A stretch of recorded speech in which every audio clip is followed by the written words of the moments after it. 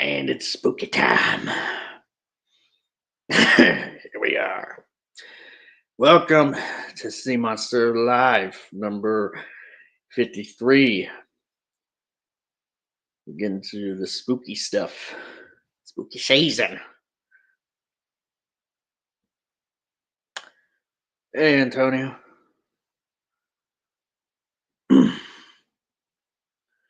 Not much going on for me today. Just chilling, sinning.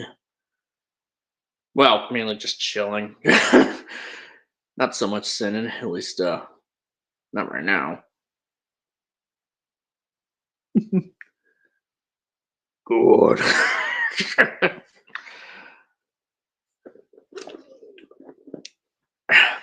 I had to use this thumbnail for this avatar right now because it makes a lot of sense. So, yeah, yeah. Just put up my Nosferatu video out yesterday.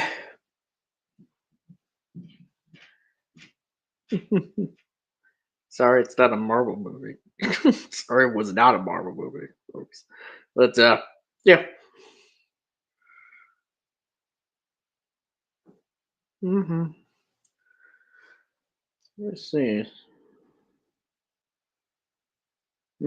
Okay. Okay. Um.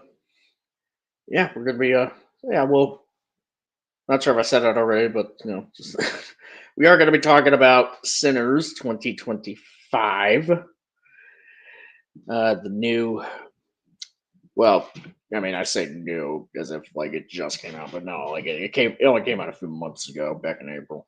The 2025 vampire flick by Ryan Coogler, who's known for having done Creed, the first movie, and Black Panther 1 and 2. I'm trying to think. Did he do anything? Did Ryan Coogler do anything else? Okay, I mean, oh yeah, he did Fruitvale Station, which he also did with Michael B. Jordan starring in it.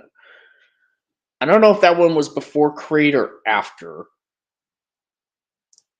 Can't remember. I'm trying to think like if he did recall if he did anything between Black Panther 1 and 2. Um, been a while since I've watched any of those movies that he did before Sinners. But yeah, like I really loved Creed, the first one. Thought that one was really good. Um, Black Panther 1, I liked when it came out. I definitely think it's a bit overrated as far as a film goes. Even when I first saw it, I thought it was overrated. Like, but I still liked it. Black Panther 2 was not good. Um, that one was pretty lame, quite frankly. Um, I appreciated that it tried to send off Chadwick Boseman, but on its own, as an MCU film, like Black Panther 2 was kind of weak sauce. Um, yeah, maybe not the worst thing in the MCU has done, but not even close. Not even close to being the worst MCU movie. Not even in Phase 4. Jeez. Still wasn't that good, though. But we're not here to talk about those. But we're talking about Sinners. Which, I guess while I wait, I may as well just give my 2 cents on Sinners. Um, because I did give it a rewatch recently to prep for the stream. Yeah, it's Sinners is really good. I I really like it. It's yeah, it's definitely one of my favorite movies of 2025, which is yeah, considering that there isn't really much competition, that's definitely an achievement. Um, so there is that. I would say I also really like as far as 2025 movies go. Yeah, like Sinners probably is somewhere in the top as far as films I've seen this year that would consider to be the best. Um, there's also Warfare. I don't know if Sinners. I don't think Sinners is as good as Warfare though. Um, I wouldn't really go that far. I'm trying to think what else I saw this year. There's also Weapons. Um, that one was a surprise.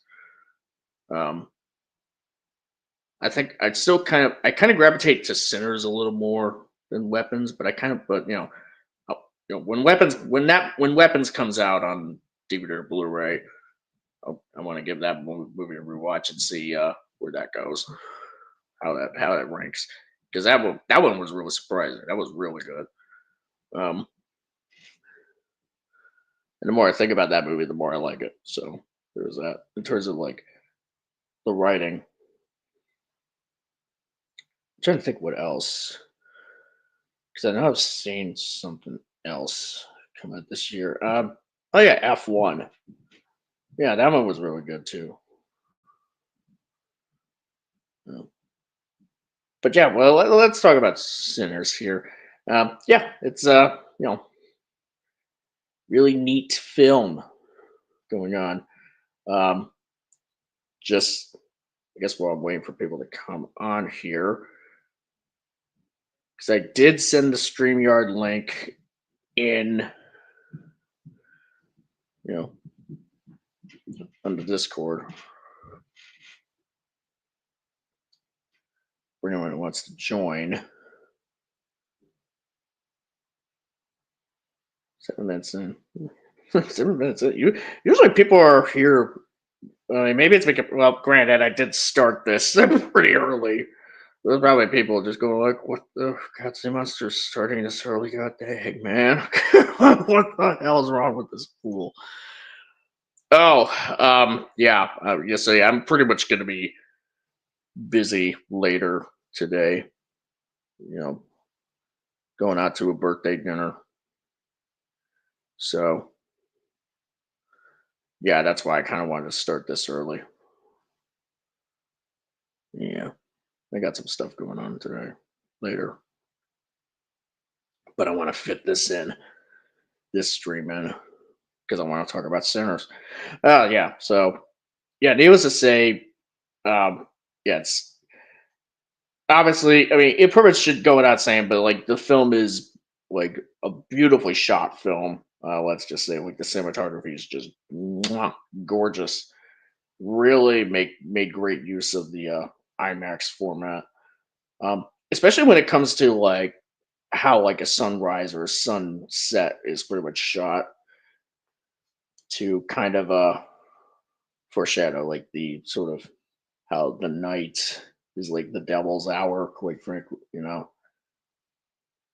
when the vampires show up later in the film. Yeah, it's really nice looking film. And obviously, you pretty much have like a lot of sequences that are done with like one takes, um, or at least sort of tracking shots. Like across the town where we kind of follow the that like the Asian family, like Lisa, where she goes to get her mother, and then her mother goes back to the shop across the street that her husband owns as well. Um, really neat.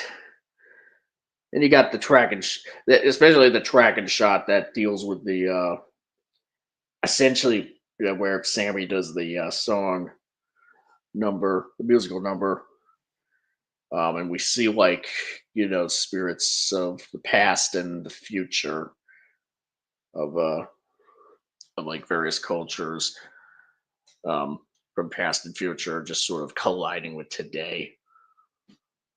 Um, it, and just kind of like how like they're all sort of like spiritually unified through mute song and dance.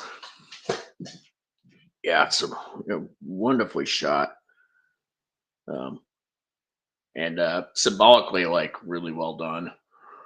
Um, like thematically speaking, it's just um, calling back to the opening, essentially the opening. What is it? The opening narration about how when someone like sing, they're so like in tune with music, and they're so like their voice and their how they play the music is so is so good. Like they are so potent and so in tune with it all that they just unite, you know, spiritually, ancestry and descendants um, of song and dance.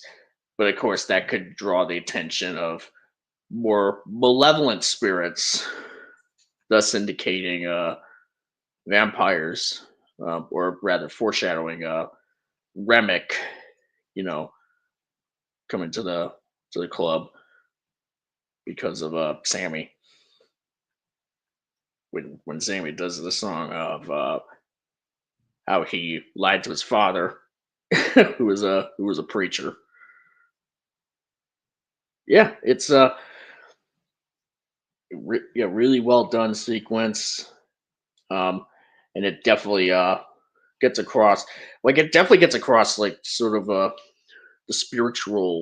spirituality sort of aspect about how music touches all of us in one way or another, how we all sort of come together as as one essentially.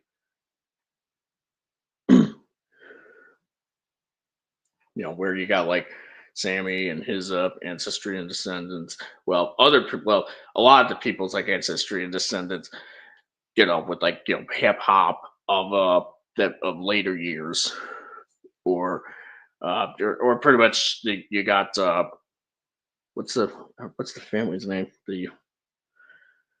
Uh the Asian family. I'm trying to recall.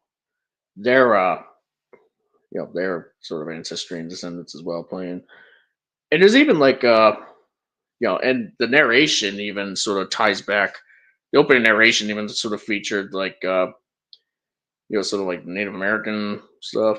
Although the Native American aspect isn't quite as prevalent because of it, mainly just because of like the guys that were hunting Ramek at one point. They only show up for like just for a little bit, but they never really come back.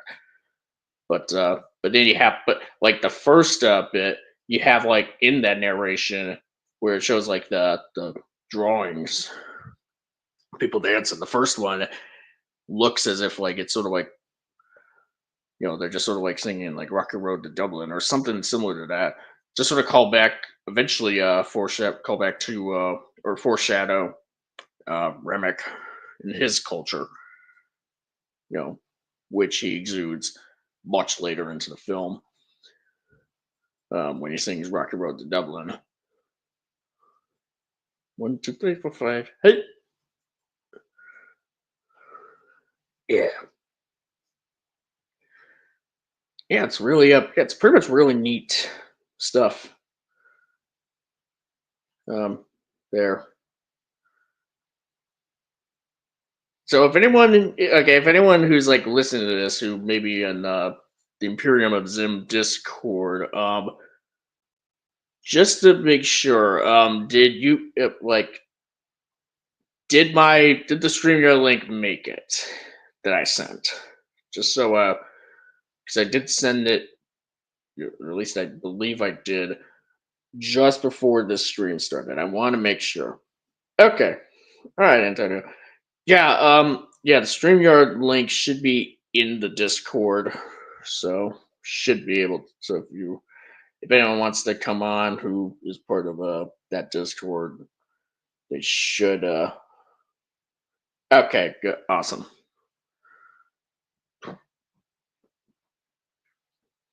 So yeah, let y'all vampires in onto the stream. I'm inviting you in. Uh, yeah, but yeah, someone special is coming. Okay. Yeah, yeah, and there's also like sort of like the racial undertones going on. But there's also like just like a great deal of sort of complexity of like you know communal unification and what have you, that almost just kind of that almost even ends up being somewhat twisted in a way, because or made ironic because of the vampire aspect. But yeah, it's just like a layer of complexity of like obviously discrimination is bad, but then there's also like but yeah, then there's the whole where like Remick and his the two KKK members who he turned early in the film, they're not allowed to be let in, but that's mainly because that they were acting pretty sus. Not it's not even because like the characters are aware that they're vampires yet, but it's just kind of like yeah, we don't want yeah, it's just kind of a you know it's needless to say, like it's pretty much a primarily black sort of or something like that establishment, so they just wouldn't let them in because of the concerns. Are you going to watch Good Boy? I'm not sure what that is. Um, so probably not. Um, yeah, I don't know. Gonna be kind of busy this month, so I'm not sure if I'll be able to. Um, the best that I could. Oh, it's a movie. Yeah, I don't know. Probably not. I think I'm pretty much gonna be. I don't know if at least not well if it's in theaters or not. A dog horror movie. Hmm. Kind of so kind of like Cujo, like the Stephen King Cujo, kind of something. Sounds a bit like that. Hmm. Interesting. Um, but yeah, like there's a lot of really interesting sort of thematics and what have you. But the primarily most prominent sort of thematic is just kind of like how like the sins of one's past sort of like like their indulgence with the ways of the devil, like dancing with them, metaphorically speaking, coming back to sort of haunt them and follow them home. Um, like you have the smokestack twins, Smoke and Stack, Michael B. Jordan's characters who he plays, like their crimes and sins, you know, from their time working with the Chicago outlet, the mafia of there, essentially just followed them back home in a metaphorical sense when they just sort of they sort of like bought up the farmhouse to make into their club, but it turns out that their owner is also a head of the KKK in the local KKK establishment in in their town, Clarksdale, Mississippi. Um, and it's set up to be a trap where, like, after it's all closed down, and if there's like people there, like the KKK would show up and just start, killing Smoke and Stack and whoever else is in there, maybe still helping them at dawn.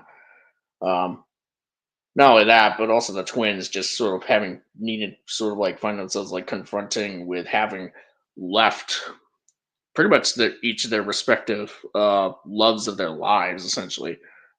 Annie for Smoke, whom he had a kid with, but the kid died as an infant.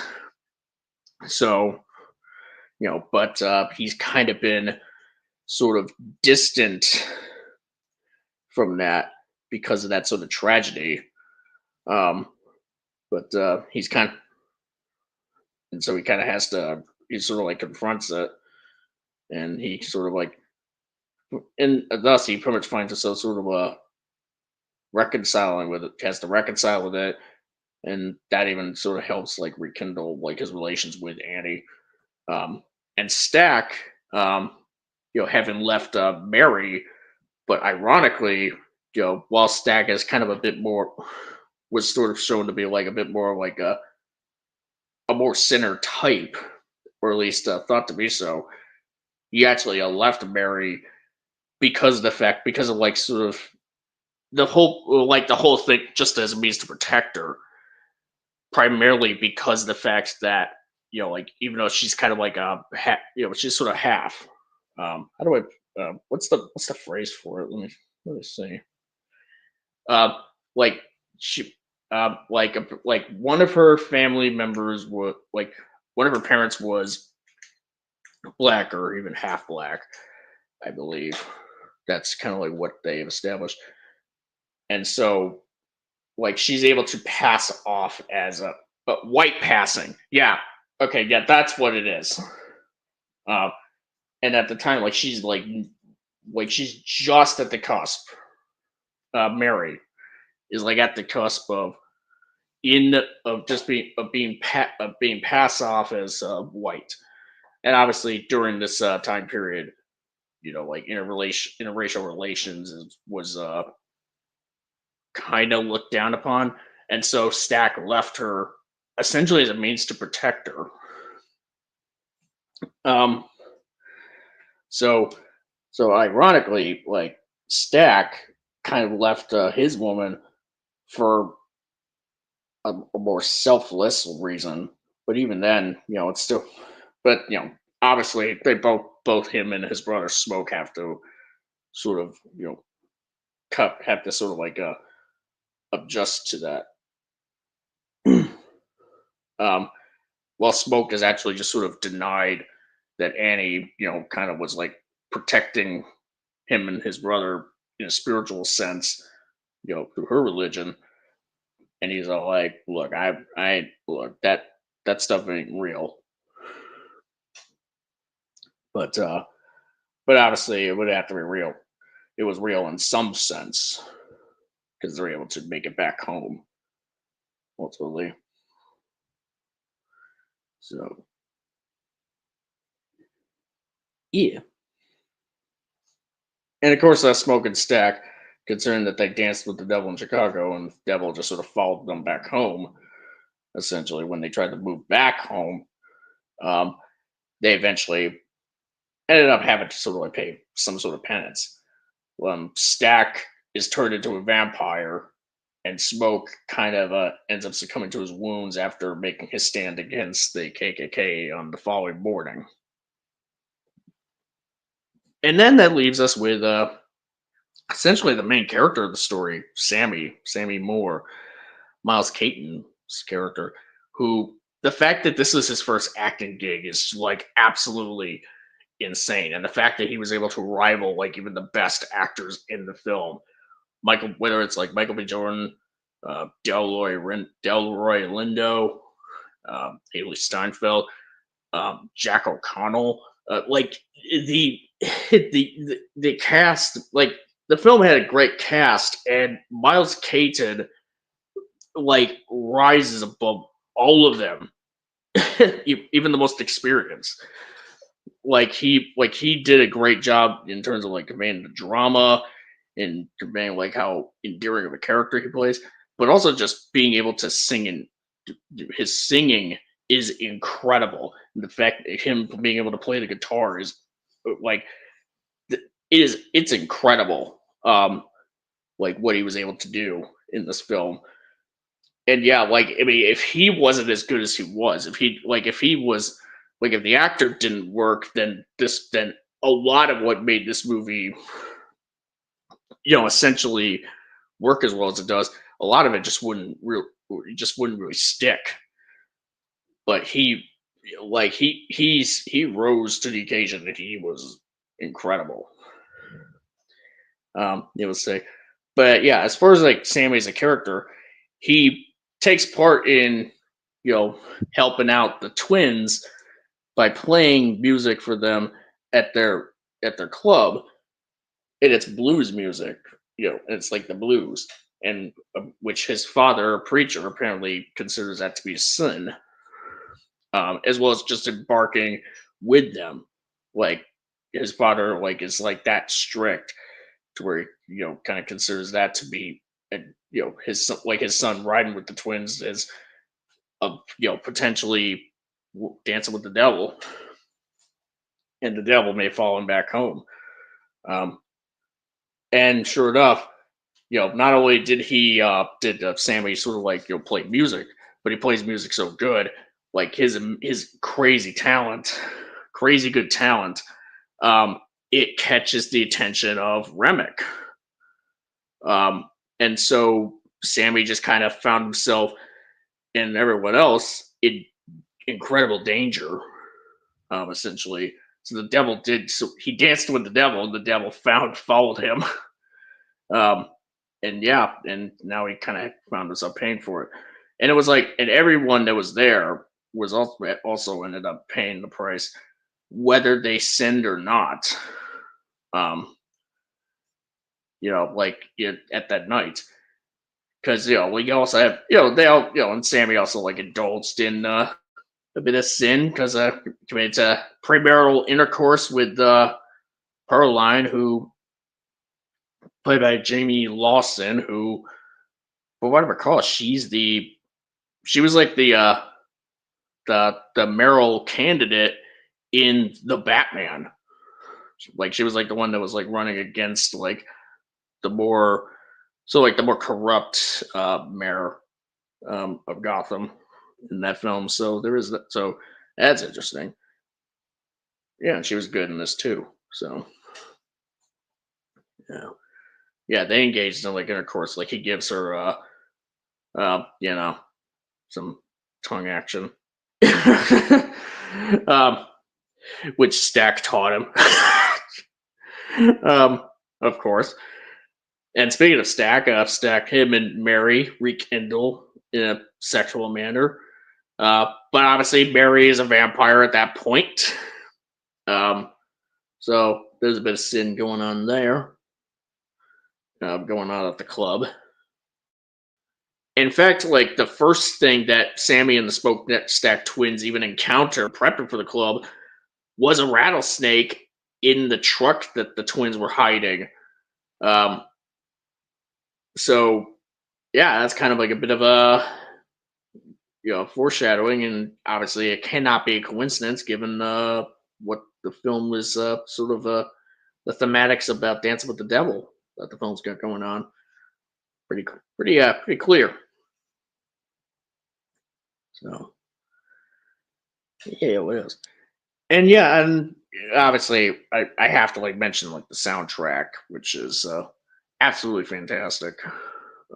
Ludwig Göransson, um, both in terms of how it complements the film, but also like the songs themselves and the soundtrack, stand as like great music on its own. Um, you brought it. I mean, Rocky Road to Dublin is catchy as all hell. I will say, at least for me. Yeah, and also I do. Yeah, it's obviously the irony isn't lost in that how like you have like this KKK couple who Remick turns, they end up sort of like becoming part of a new community that's actually about equality for all and love, but they are vampires. And it's obviously, and the irony is also not lost in how you have a woman named Mary, Haley Steinfeld's character, having premarital intercourse with Stack, while also, and she's also a vampire. On top of that, she gets turned into a vampire, and then the intercourse. So yeah, that's kind of interesting. Just thought I should point that out. Yeah. Yeah, neat stuff. I personally love how the film just sort of like it takes a while before the vampire stuff actually kicks into high gear, or at least is even properly introduced. Um, like actually, like just introducing us to the characters and their dynamics, and just kind of like building everything up, character building, plot building. It's really well done stuff going on. Like how introducing us to the twins and Sammy, how what their relations are like, um, introducing us to Annie and her relations with Smoke, introducing us to Mary and her relations with Stack, um, introducing us to Delroy Lindo, and how he just like partakes like he just joins in, joins helps out with the club because he wants the Irish liquor, the Irish beer. There you go. It's a Delta Slim. Yeah, and it's also and he has a really neat sort of scene where he monologues about his the backstory about like his like a friend of his who kind of was lynched because of blues. Um, so yeah, it's really neat stuff, and the way that that backstory is told is also like the story is even sort of not shown, but actually just plays his audio in the background, like as if it's sort of like a ghostly past, like the ghost of his, like he's visiting like the ghost of his past, quite frankly, or something like that. Um, yeah, it's really neat sort of way to sort of convey that story happening. Yeah, it's pretty much way less awkward than like it easily could have come off as like really cheesy in a lot of ways, like kind of like how one moment, for example, when in Revenge of the Sith, when Palpatine reminds Anakin about like after Anakin killed Count Dooku, he's all like, "Look, this isn't the first time that you sort of indulged in wanting in revenge. Like remember what you told me about your mother and the Sand People." And then there's like a weird, like a really weird moment right afterwards where audio of like a Tusken Raider sort of screech going, "Arr!" you know, like to remind Anakin, like that Anakin killed the Sand People the Tusken Raiders in Attack of the Clones because they kidnapped and killed his mother. Um, yeah, like we didn't need that audio clip. Let's just say it was strange. It was a strange choice to do that. Um, However, the way Sinners like did what Sinners did with Delta Slim's backstory, of like having the sounds of that sort of story that he was telling to the twins and Sammy, or Stack and Sammy, is really well done. Like that was pretty well done,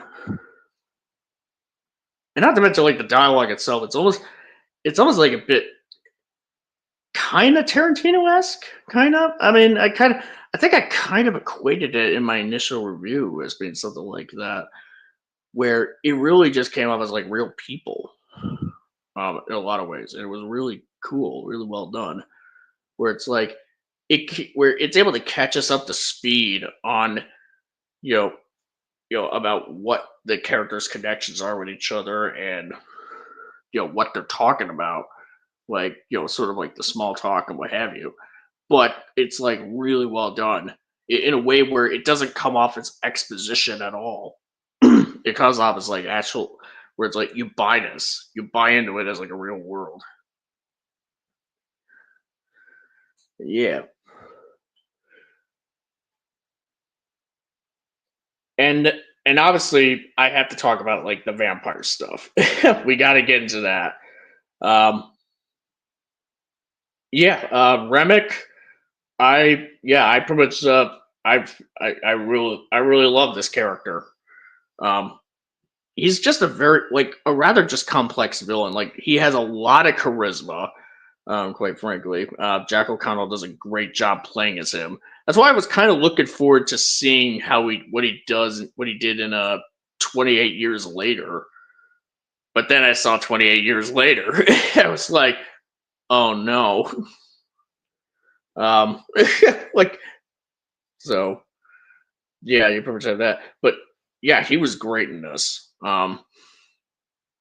Yeah, Remick kind of like just so essentially just being like, look, I'm just chill. If you could just let me and my friends in, like we just want to have fun. We just want to chill, maybe play some music, But obviously, they kind of obviously when they reject their requests to be let in into the club are rejected, just because they're like and it's mainly in private because Smoke was like, look, if these guys are white, if they pretty much even look at someone the wrong way, or somewhat, even by accident, they could end up, getting in all sorts of trouble. This could be trouble for all of us. So, yeah. Oh, and we have a special guest. We have Hoshi's sister. Here we go. Ah. All right. How you doing? Welcome.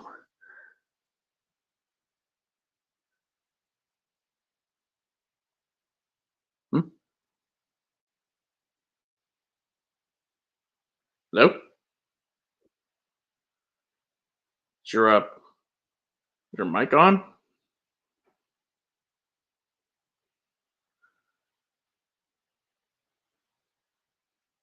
Nope. Oh. Oh.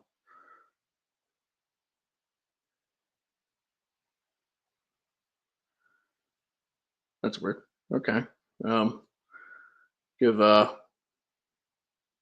Hoshi's sister a bit.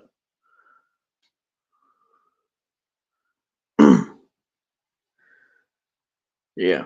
Um anyways. Yeah, and it actually does kind of it makes sense when you think about it because Remick is an Irishman. And in the Irish kind of saw discrimination themselves, um, sort of pretty much back in that day.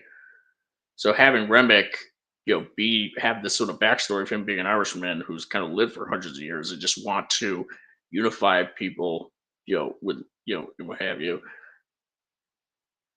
Even with that sort of route being, sort of involving vampirism, it's really fascinating, sort of a juxtaposition or something like that. Let's try this again. Let me get. All right. Hello, can you All hear right. me now? Yep, I can hear you. Oh, hi, how are you? Pretty good. How are you? Ah, good. Just wake up. My brother wake me up. Yeah. Yeah, I thought Yeah. someone was bombing us, but it was my brother, so thank God. Yeah. Yeah. So So, we're talking about sinners. yep, we are talking about Sinners. Yeah, I watched it like 3 times. How good movie it is. Yeah. Yeah, it's really good. Really good. Yeah, I've just been talking about the villain right now. So, Yeah, the uh, Irish guy. I like his song the most. My brother didn't. yeah. That whole sequence was great. Um, Yeah. yeah, like a lot of the musical stuff is great as well. Like Approach has it where the film has a lot of similarities to a musical without Mm-hmm. actually being a musical, but it's like in a good way, as opposed to let's say like Joker 2 tried to be, like just be like it's like try to be a musical, but at the same time not really be a musical. Like it's sort of a weird sort of mix, sort of like a bounce, a weird sort of thing going on. But Joker 2 just did it not anywhere near as well as Sinners. Yes, But yes. I actually like the guy. The good, and I'm glad he died at the end because I didn't want anyone to die. Yeah. Except Yeah, for Ku Klux Klan, that was my favorite moment when the I think smoke killed them all. Yeah, that was the best moment. yeah, yeah. I think what like the really interesting thing about the way how Remick sort of goes out, or is that like like during the Rocky Road to Dublin sequence, like there's a moment where he looked like after the singing sort of like goes on and everyone sort of gathers around him, celebrating Mm. what have you. He kind of looks up into the sky and there's like a bit of like a sort of like a solemn look in his eyes, like he has like a bit of reverence for his ancestors. And considering that he's lived for like centuries, like there's like a part of him that there's like a bit of humanity there where he kind of misses them. Yes, yes. Um, Actually, yeah, I actually realized that one part. I wasn't thinking too much about it, but yeah, I realized exactly what you said. like because like in him just sort of like putting together this community, there like it could be partly because like he misses like his own community, and so he's just trying to like start something of his own. Um, Mm. Yeah. even even as twisted as it may very well be. Um, but yeah, and when he pretty much sort of like dies, when he's sort of defeated at the end, um, like there's almost like it's not like it's like the way the soundtrack just sort of plays out, like it's sort of a bit sort of solemn, pretty much, but it's sort of like he's sort of like he's like in a obviously in a lot of pain, and there's obviously like grief because like his community is like sort of getting killed as well by the sunlight. But at the end, there's a like after right before he starts dying, there's almost like a bit of relief. He feels like a bit of relief that he's going to be reunited with his loved ones in the afterlife.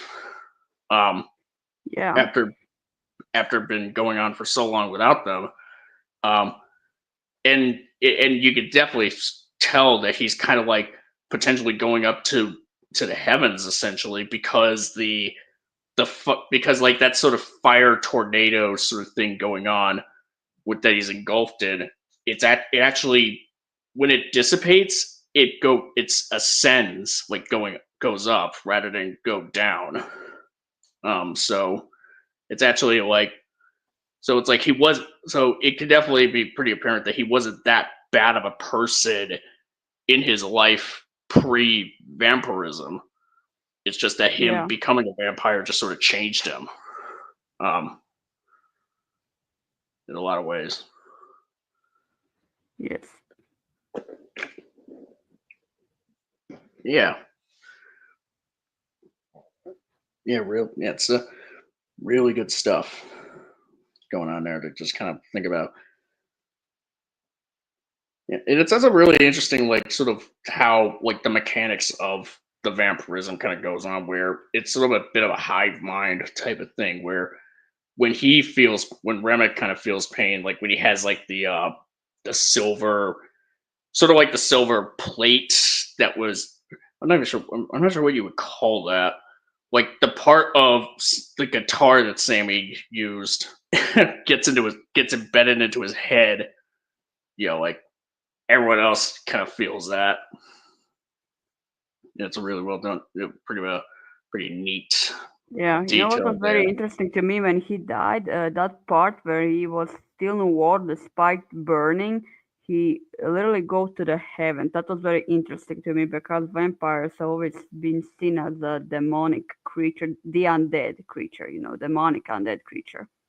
Yeah, yeah, and yeah, it's pretty much obviously yeah. It could just sort of indicate that like depending on what kind of person you were in in the in the first in your pre-vampire life essentially like that would could just sort of determine because because the whole thing about like being a vampire is like they say like the person who becomes a vampire their soul can't be free until like they're sort of like destroyed, their vampirism is destroyed. Well, Yes, yes, they're that exactly.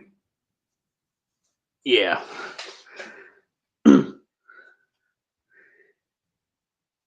Yeah, let's see what else is there. Yeah, and and obviously, like, he's quite like amusing.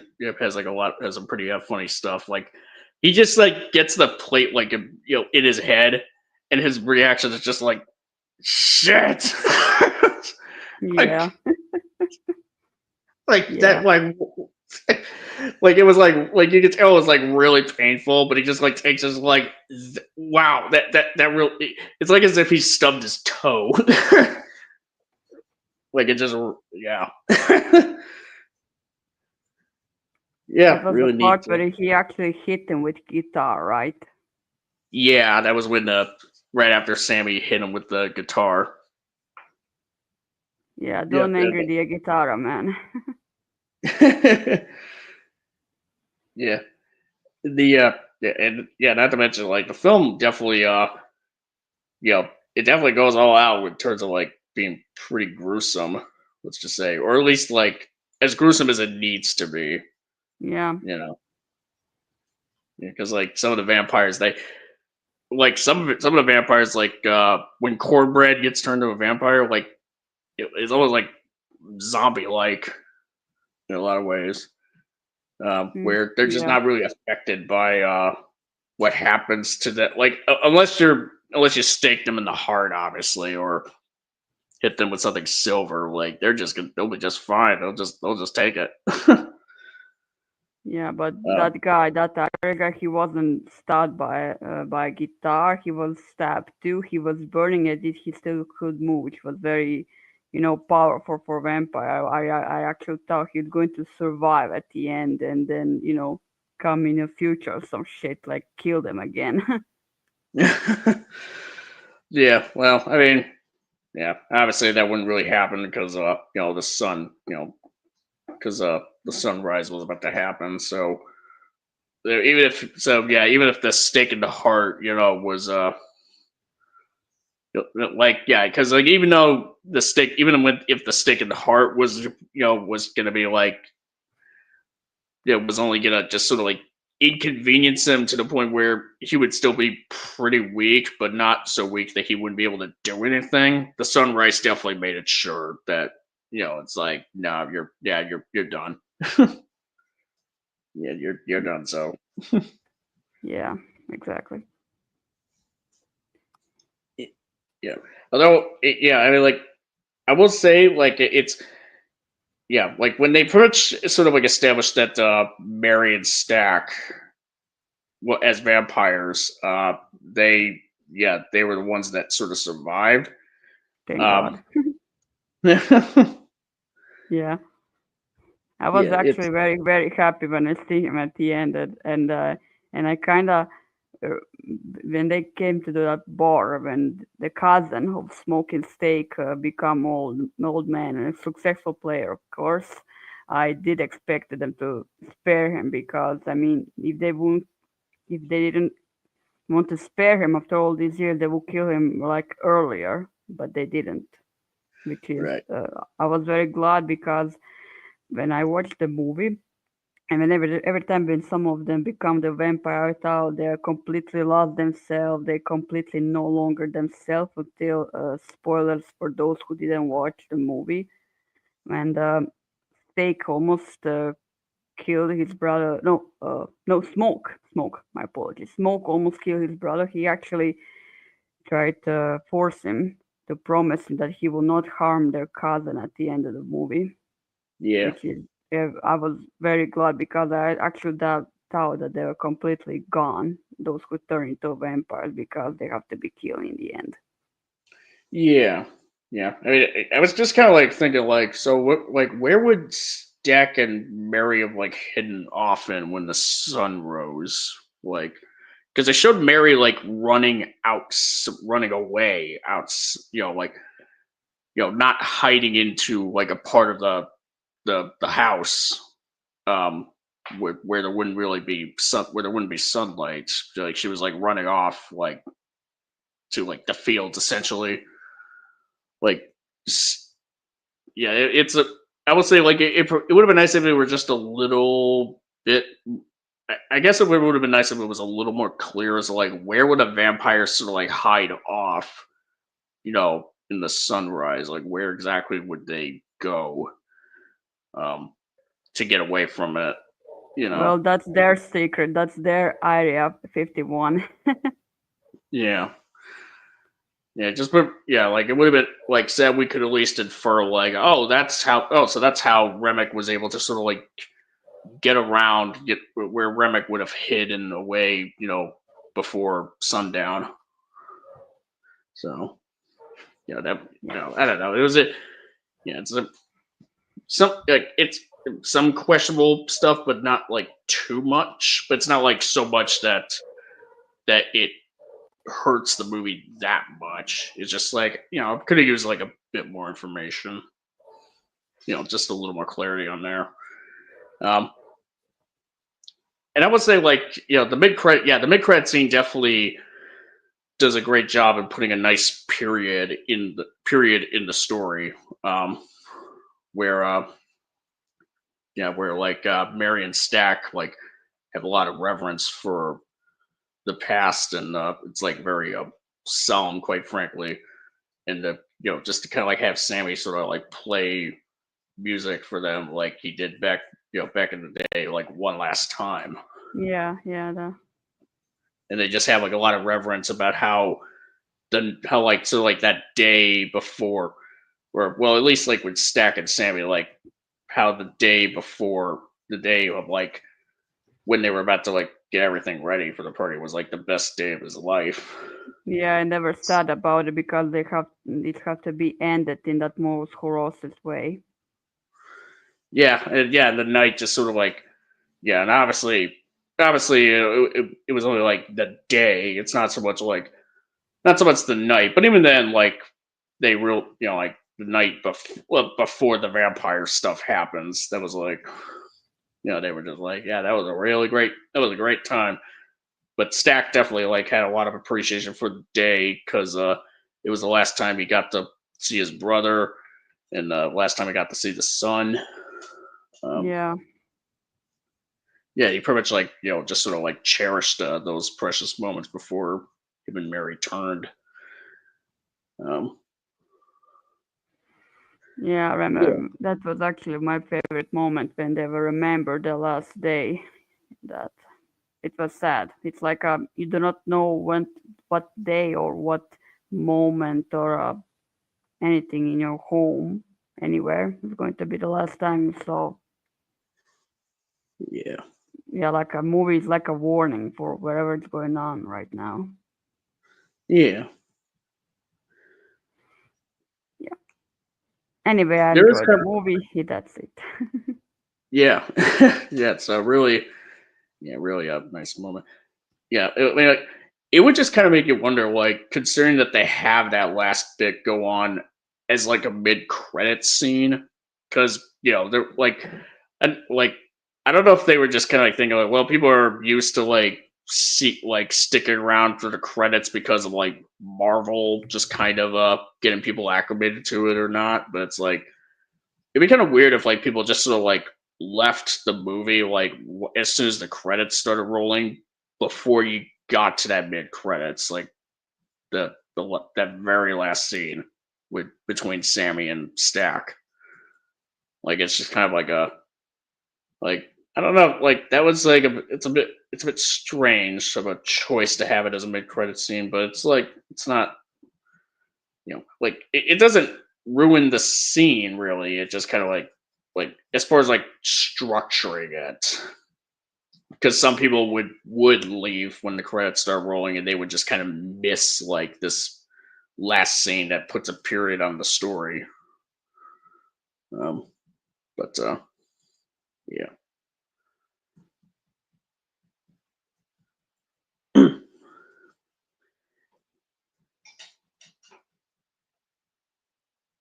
and I would say like when Smoke tries to come in to save Sammy from Remick, and you have like this whole crowd of like vampires like standing around where Remick and Sammy are. Like considering that Smoke already like sustained some hits by a Stack, it's kind of like it's a bit convenient for Smoke to have been able to snuck up on Remick despite all that and stake him despite all those vampires right Yeah, there. Like yeah, I kind of think one of those vampires will be like, "Yo, who's that? Yo, oh hey, look, it's Smoke. Look out, look out," or yeah, something yeah. like. I could have stopped him, but yeah, Yeah, but since when you mentioned the smoke, I actually like there were a couple of people who were like a couples, in the movie, and I very much like the couples who were Smoke and Annie. I think it was her name, if I'm mistaken. yeah, Smoke and Annie. Yeah, I think they lost their child, and I was, really sorry about that part. And I'm glad that they actually come back together, even it was the last time, Yeah, I mean, despite like it was being like divorced. yeah, yeah, coming together. It's sort of like sort of like reconciling everything. Um, yeah, so that they could be united with their daughter in heaven by the end. Yeah, oh my god, that was like the literally stabbed me. I'm a vampire with a stick when I saw that moment Yeah, at the end when he wants to carry his baby girl in his arm before he killed the Ku Klux Klan guy. yeah. Well, I mean, here's the thing. She didn't even turn into a vampire. She was pretty much essentially about she was like if Smoke didn't stake her like before she fully bled out and died, then she would have become a vampire. But she Yeah, told him to sort of kill her before she turned. So yeah, it killed him at the same time, and he had to kill her too because he still loved her. yeah, and there's also like a really interesting sort of like color coding type of thing where like Smoke and Stack like Smoke wears like some blue attire and Stack wears some red, and it's kind of like a nice. There's like a bit of a neat little inverse of that where Yeah, when Stack becomes a vampire, his eyes kind of glow blue instead of like the red for like everyone else. yeah, With Smoke, it's kind of a bit.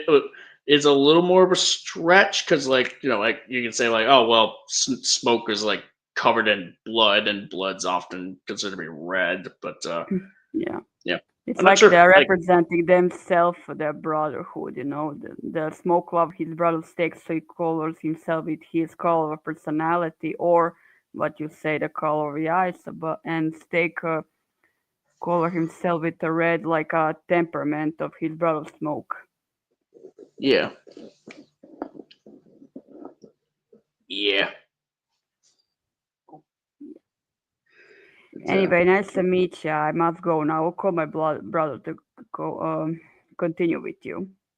oh, okay. Yeah, pleasure to meet you. Pleasure to meet you. Thank you very much for being here. Yeah, you're welcome. Anytime. Bye bye. Bye.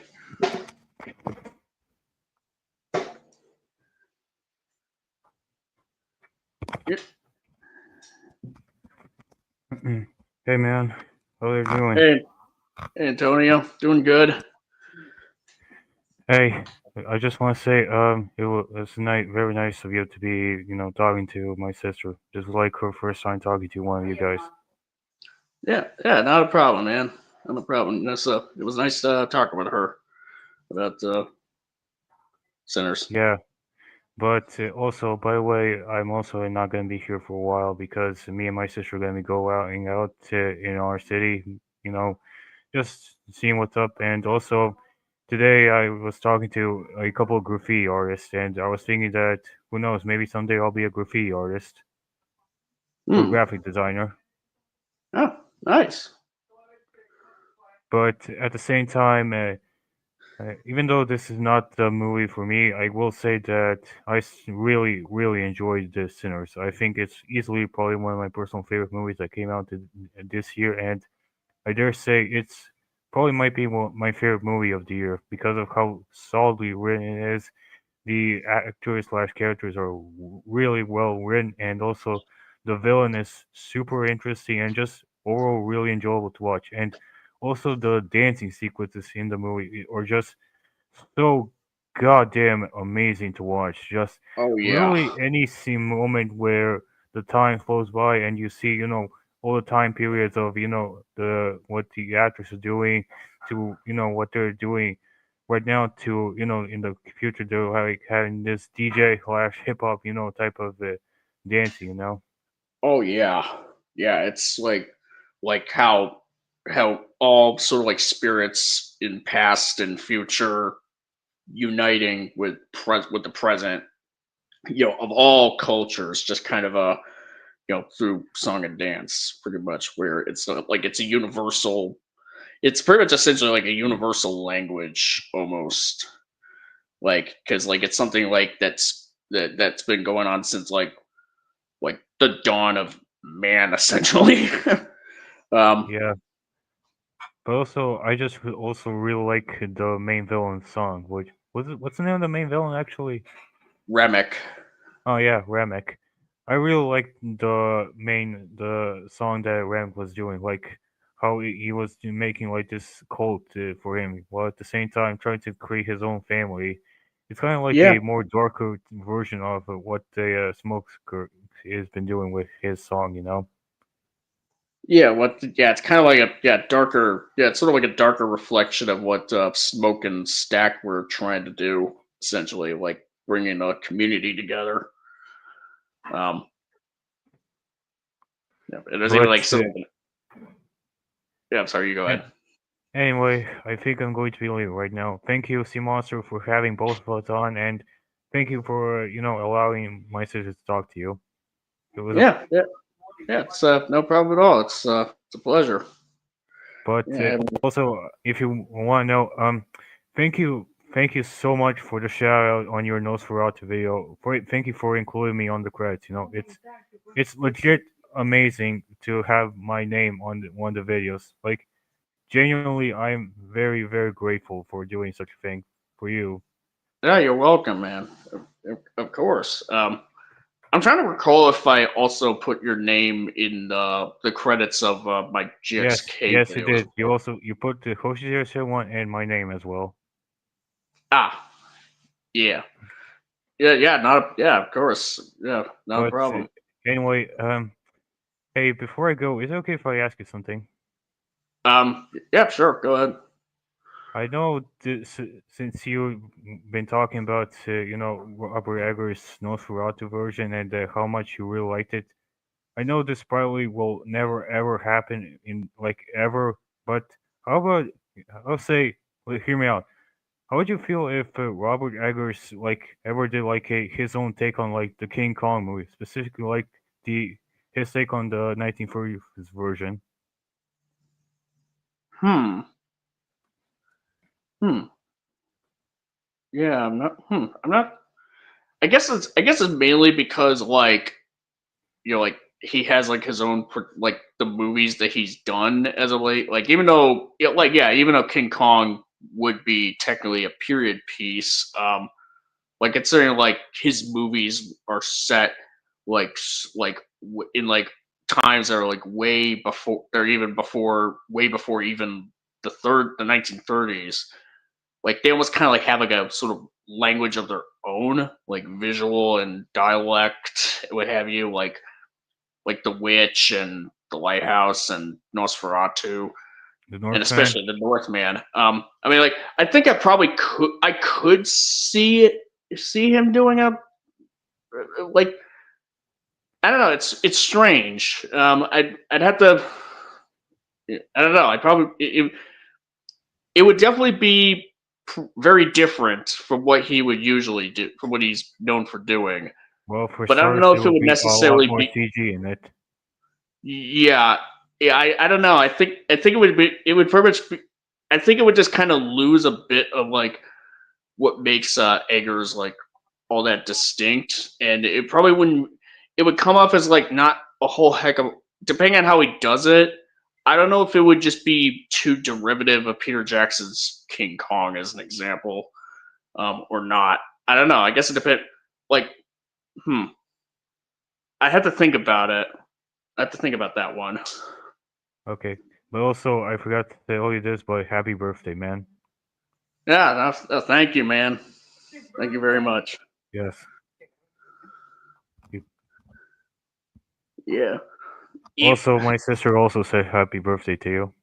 Yeah, thanks. Anyway, thank you, Sea Monster, and or Casey in this case. Thank you for having me and my sister on, and well, I hope you have a wonderful day. Yep. You take care, man. You too. Yeah. Also, my sister said, "Are you interested in talking about Saving Private Ryan with her on like the live stream, specifically the movie?" Vampire what? No, she was talking about, "Are you interested in talking about Saving Private Riot in one of your live streams?" And I kind of mainly cover monster movies or monster adjacent movies. It's kind of yeah, like Saving Private Ryan isn't really what I would typically cover or something like that. It wouldn't. It's not typically something I would cover on my channel here. okay. So it's kind of a. Anyway, I hope you have a wonderful day and see you on the next live stream. See ya, man. Take care. E. Try to see who else is gonna come on here because I'm trying to think what else could be said about Sinners right now. This could easily end up being my short stream to date. If there's movie coming on to talk about Sinners with me. Hmm. Oh, oh, hold on. What's going on with my Wi-Fi? Let me check. Hopefully, I'm not running into technical problems right now. Hmm.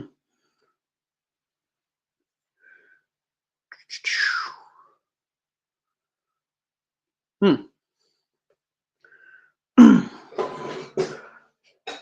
Yeah. I have a feeling that this is going to be my shortest stream, or at least one of my shorter streams. Yeah, doesn't really. Is there anyone else available who's seen Sinners and want to talk about it? Step forward now. Say that. I don't think there's. I don't think there's anyone watching this right now.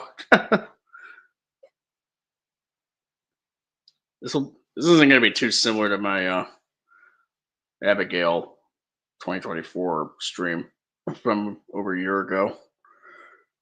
I don't know. Hmm. Yeah. Neato. Okay. Let me check. Well, I'm at it. I might as well just like check some else out.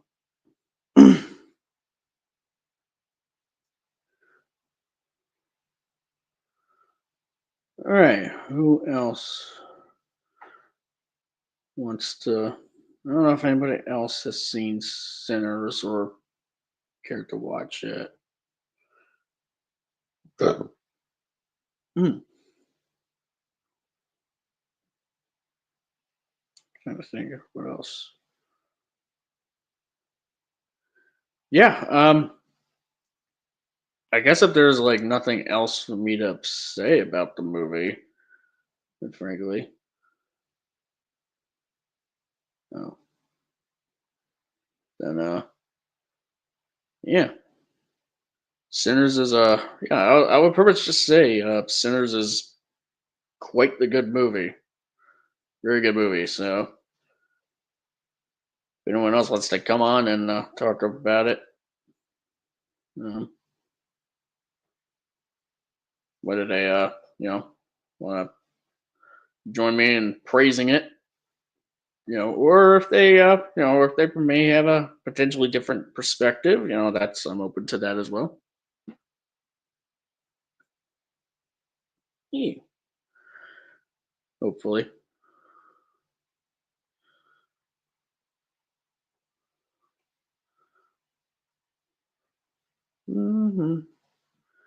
What else?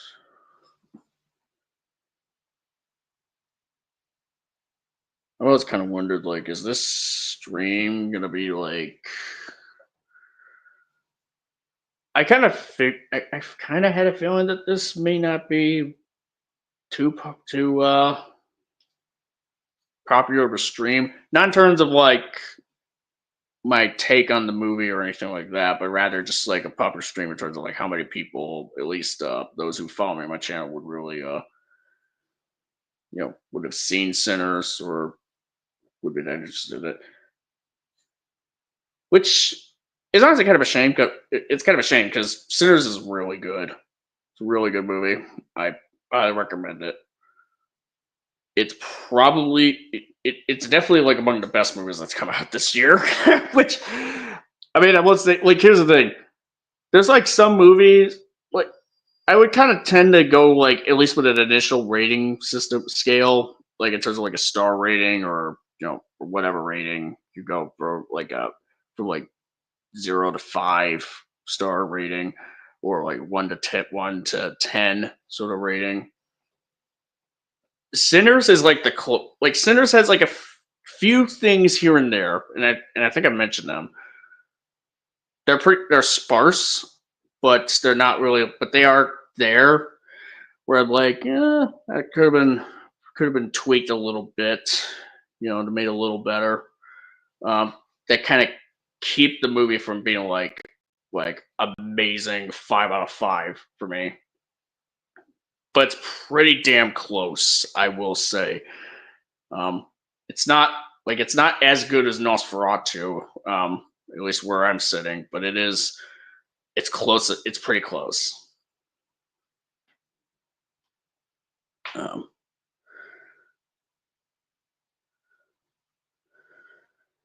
Yeah, I'm trying to see. Who else wants to join?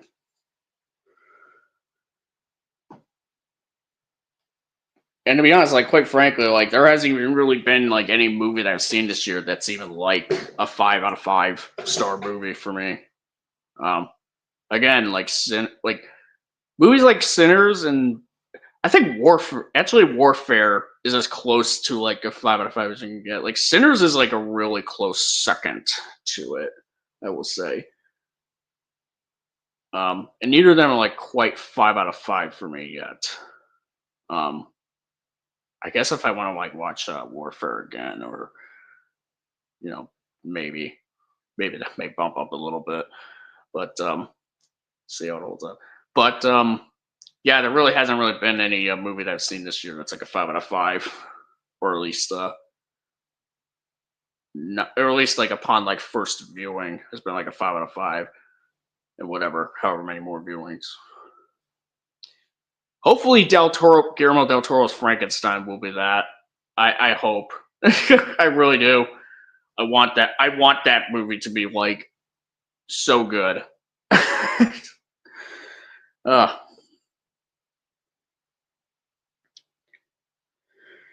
but,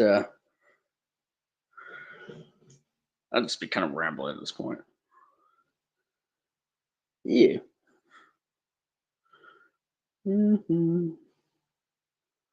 What's the one?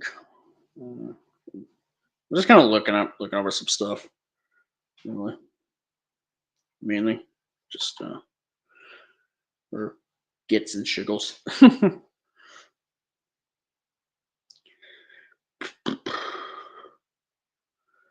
uh,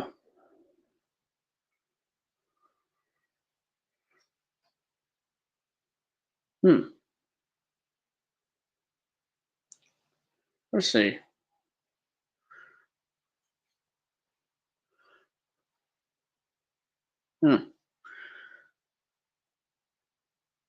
Trying to see what that one comment in my Nosferatu video is. No, there's nothing. No, it's not even not published, not held. The heck is going on?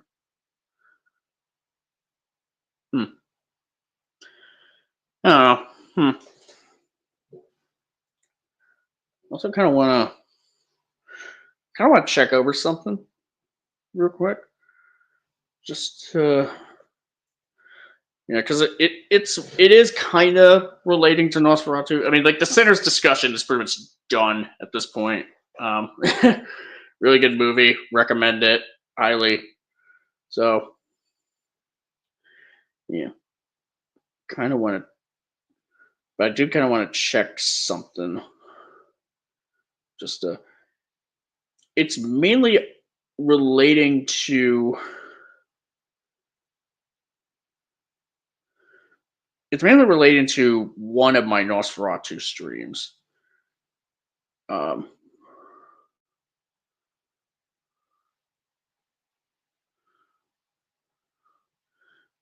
it's the Capital O stream because that one, because that one got copyright stricken. And I'm trying to see what.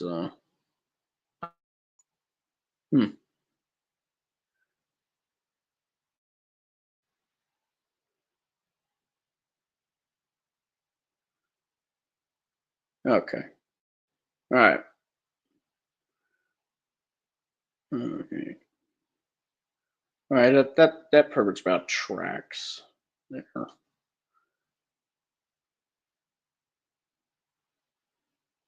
Yeah.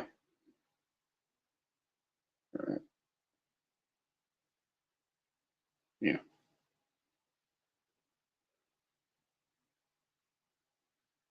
Yeah. Kind of.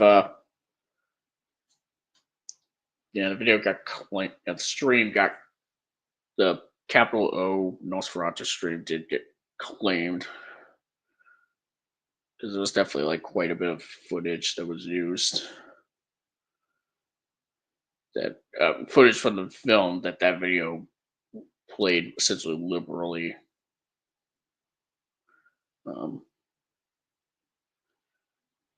Yeah,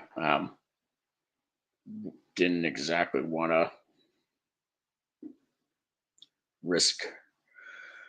Yeah, yeah. I mean, like that's kind of like partly why I kind of didn't want to use. Honestly, I was considering using that Capital O, like some clips from the Capital O Nosferatu stream for my Nosferatu essay video. But because that stream was claimed, because of the fact that footage from the movie was used unedited, I was that's kind of partly why I didn't use it. Because like even if the video was paused during like certain discussion points, I kind of want to avoid. I kind of want to make sure that that stream wasn't gonna get like I didn't want to have to like use more footage from the film that I already had to. And that's unfortunately just because Universal and Zephyr, they are like they're pretty much on anyone like bloodhounds on a piece of steak when it comes to copyright content. They're kind of like Toho in a sense, quite frankly. So that's why I kind of put as much in the way of filters as possible without it and even then mileage may vary in terms of like I don't know, in terms of like compromising like whether or not like the footage is like coherent enough for people to kind of see the point that I make, whatever various points I try to make. And plus I was kind of like looking over like sort of the the stream itself for any points that could be used.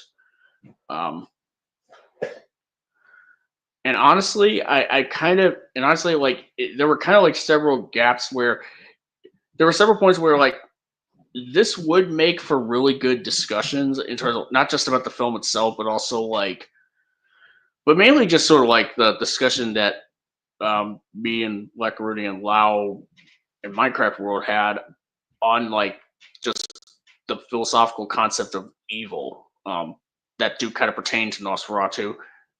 And I was kind of like looking over that. It's like it is definitely a fascinating discussion, but I wasn't really. But I kind of left it out because I was mainly just sort of concerned about the pacing of, kind of mainly concerned about if whether or not it would affect the pacing of the video. To kind of have like so much of that. And so it was just sort of like it was kind of like a tough decision for me to decide,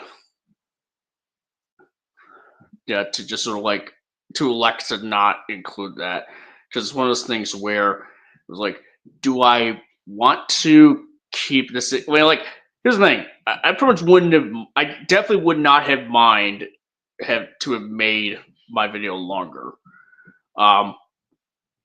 It is really just a matter of like how much would that affect the pacing of the video and what have you, and like how much of that video would be like how much would just be more of like a re-upload of the live stream than like the actual like essay video proper, quite frankly.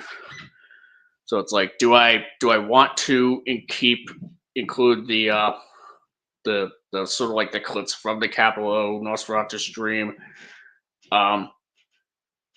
so that there could be to keep that broader discussion in regarding the concept of evil or about the film itself, but have it to sort of like affect the pace, but then have it to where run the risk of like have it where people be like, I don't know if all that needed to be here because of because it definitely like made the video like seem more bloated than it needed to be. Or do I just like leave that out and just kind of like have it be like, yeah, it's like a shorter video. It would be a shorter video, not because like I want it to be shorter, but mainly just because like, for the sake of, for sake of pacing, quite frankly. Like, do I just keep, like, I want to make it sure like it's like the pacing is just right, ultimately. Like I want to like don't want it to go too fast but not too slow. It's like just like fit in that Goldilocks, like sort of stay in that Goldilocks zone, essentially.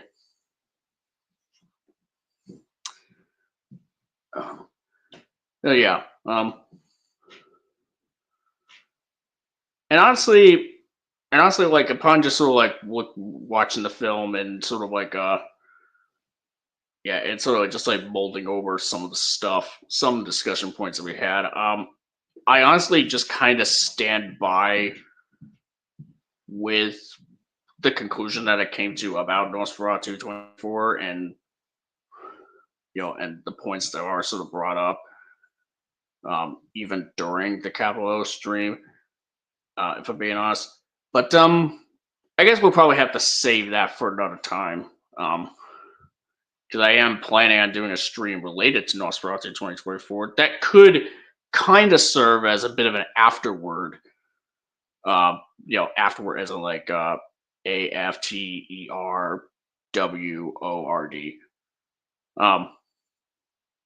An afterword regarding my essay video on Nosferatu.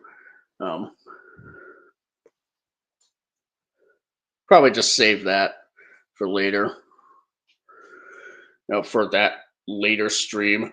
I am planning on it. It will be in response to a video on Nosferatu 2024. A video that, God, I will just tell you right now, I wish I had discovered it before I finished my essay video on Nosferatu. I really wish that I did. I really wish that I found that video and covered it before my actual video on Nosferatu was done, like was completed. Oh God. Oh dear Lord. Like I don't want to throw off my scheduling of the streams I've had going on, too much that I already have. So, but it's y'all are in for a treat. But that one won't be. That one will have to be Sea Monster Live episode 55. Cause next week, will be Sea Monster Live 54, and that is going to be, you guessed it, Godzilla related. And so I guess that will just about end this stream of mine on Sinners 2025. Like I said, really good movie. Highly recommend it. Rocky Road the Devil In. Great song. And for a really, really neat movie, I will say. Greatly well acted, really well acted, really well sung, really well shot. There's some tidbits that I pretty much would have like tweaked to make it like perfect, but it's still a great movie. Definitely one of the best movies that's come out this year. Probably will stay that way, at least for a while. But and I guess we'll just start wrapping it up. Thank you, folks, who did sort of stop by here for coming in to listen to me talk about Sinners. Thanks to Antonio and his sister for guest appearing here to talk about Sinners for a bit with me. And thank you all for be sure to follow me here. Obviously, see Monster Essays for other projects that are to come and other live streams. Tune in next week where we're going to talk about Godzilla versus Destroyer. Or rather, a video about Godzilla versus Destroyer. Follow me on Twitter, CMonster, KCI. Well, y'all know the drill. On how to follow me or how to subscribe to me here. I don't need to go too much into details there, but what you need to do. But tune in next time, folks. Take care.